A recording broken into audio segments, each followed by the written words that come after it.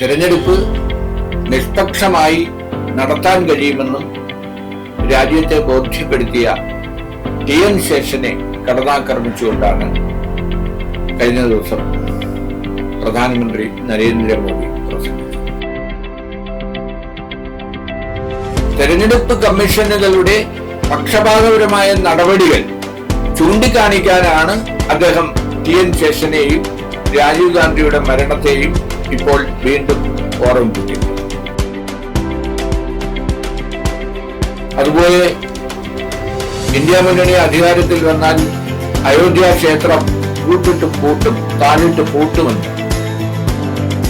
India മുന്നണി അധികാരത്തിൽ വന്നാൽ മുസ്ലിങ്ങൾക്ക് വേണ്ടി സ്ത്രീകളുടെ ആഭരണങ്ങളും അവരുടെ സ്വത്തും എല്ലാം പിടിച്ചെടുക്കും എന്ന് ഒരു ഘട്ടത്തിൽ പറഞ്ഞു.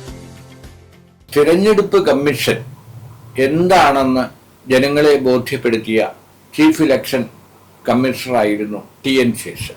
തിരഞ്ഞെടുപ്പ് കാലത്ത് ഇലക്ഷൻ കമ്മീഷന് എന്തെല്ലാം അധികാരം ഉണ്ടെന്നും ആ അധികാരം ഉപയോഗിച്ച് പ്രധാനമന്ത്രിയും മന്ത്രിമാരും അടക്കമുള്ള നേതാക്കളെ പോലും വരച്ച വരയിൽ നടത്താൻ കഴിയുമെന്നും തിരഞ്ഞെടുപ്പ് നിഷ്പക്ഷമായി നടത്താൻ കഴിയുമെന്നും രാജ്യത്തെ ബോധ്യപ്പെടുത്തിയ ടി.എൻ. ശേഷനെ കടന്നാക്രമിച്ചുകൊണ്ടാണ് കഴിഞ്ഞ ദിവസം പ്രധാനമന്ത്രി നരേന്ദ്രമോദി പ്രസംഗിച്ചത്. അദ്ദേഹം ഉന്നയിച്ചിരിക്കുന്ന പുതിയ ആരോപണം രാജീവ് ഗാന്ധി ശ്രീപെരുമ്പത്തൂരിലെ സ്ഫോടനത്തിൽ കൊല്ലപ്പെട്ടപ്പോൾ തെരഞ്ഞെടുപ്പ് തന്നെ മാറ്റിവെച്ച ടി.എൻ. ശേഷന്റെ നടപടി വളരെ തെറ്റായിപ്പോയി എന്നാണ്.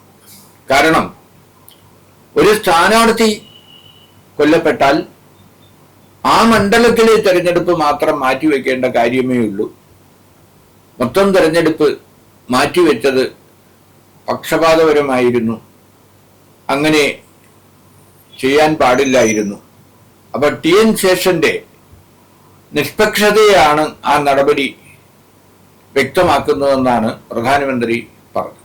രാജീവ് ഗാന്ധി പ്രധാനമന്ത്രിയായിരുന്നു. ഒരു പ്രധാനമന്ത്രി സ്ഫോടനത്തിൽ LTTയുടെ ചാവേർ പടകൾ നടത്തിയ സ്ഫോടനത്തിൽ ഛിന്നഭിന്നമായി കൊല്ലപ്പെട്ട ആ സംഭവം രാജ്യത്തെ മാത്രമല്ല ലോകത്തെ തന്നെ നടുക്കിയ സംഭവമാണ്. അപ്പോൾ രാജീവ് ഗാന്ധി കൊല്ലപ്പെട്ടത് കേവലം ഒരു സ്ഥാനാർത്ഥിയുടെ മരണമായി മാത്രം കാണാൻ ആർക്കും കഴിയില്ല. അന്നും കഴിയില്ല, ഇന്നും കഴിയില്ല.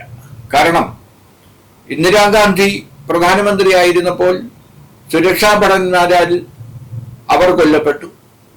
അതിനുശേഷം പ്രധാനമന്ത്രിയായ രാജീവ് ഗാന്ധിയും അത്തരത്തിൽ കൊല്ലപ്പെടുന്നു. ആ സന്ദർഭത്തിലാണ് തെരഞ്ഞെടുപ്പ് മാറ്റിവെക്കാൻ ചീഫ് ഇലക്ഷൻ കമ്മീഷൻ തീരുമാനിച്ചത്. ആ നടപടിയെയാണ് ഇപ്പോൾ മോദി ചോദ്യം ചെയ്തിരിക്കുന്നത്. തെരഞ്ഞെടുപ്പ് കമ്മീഷനുകളുടെ പക്ഷപാതപരമായ നടപടികൾ ചൂണ്ടിക്കാണിക്കാനാണ് അദ്ദേഹം ടി.എൻ. ശേഷനെയും രാജീവ് ഗാന്ധിയുടെ മരണത്തെയും ഇപ്പോൾ വീണ്ടും ഓർമ്മിപ്പിക്കുന്നത്. 18ാമത് പാർലമെന്റ് തെരഞ്ഞെടുപ്പിൽ ഇപ്പോഴത്തെ ഇലക്ഷൻ കമ്മീഷൻ എടുത്ത നടപടികൾ നിഷ്പക്ഷമാണെന്ന് ആരും പറയില്ല. പ്രധാനമന്ത്രി നരേന്ദ്രമോദിയും അതുപോലെ ആഭ്യന്തരമന്ത്രി അമിത്ഷായും നടത്തിയ പ്രസംഗങ്ങൾ വലിയ വിവാദങ്ങളാണ് രാജ്യത്ത് ഉയർത്തിയത്. കാരണം ജാതി പറഞ്ഞും മതത്തിന്റെ പേരിലും മറ്റുമാണ് പ്രചരണങ്ങൾ നടത്തിയത്.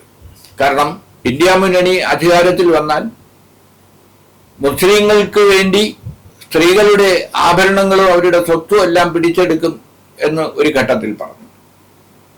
കൂടുതൽ കുട്ടികളുള്ള ആളുകൾക്ക് സ്വത്തെല്ലാം പകുത്തു നൽകും എന്നും പറഞ്ഞു. അതുപോലെ മുസ്ലിങ്ങളെ നുഴഞ്ഞുകയറ്റക്കാർ എന്ന് വിശേഷിപ്പിച്ചു.